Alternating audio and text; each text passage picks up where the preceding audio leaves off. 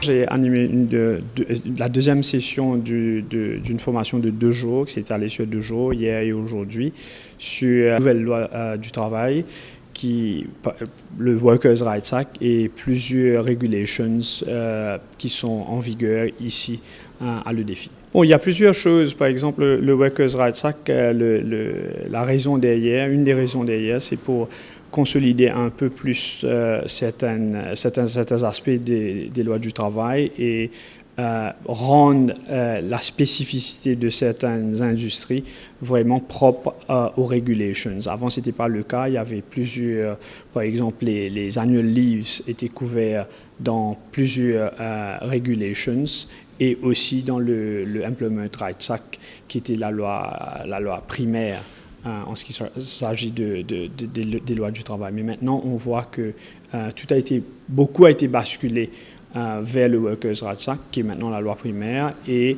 les spécificités des industries respectives ont été gardées pour les remuneration orders. Enfin, on appelait ça les remuneration orders auparavant. Maintenant, ce sont les regulations pures et simples. Comme partout, beaucoup de questions et beaucoup de clarifications, mais bien sûr, tout ça, c'est sur le caveat que la loi n'a pas été encore interprétée par la Cour. C'est une nouvelle loi qui est là depuis la fin d'octobre 2019 et ça va être assujetti à l'interprétation de la Cour qui va venir dans les années à venir. Mais beaucoup de réponses positives, beaucoup d'engouement et de curiosité. Et conceptuellement aussi, essayer de comprendre comment ça marche et quel était le but du législateur derrière tout ça. Et oui, très positif.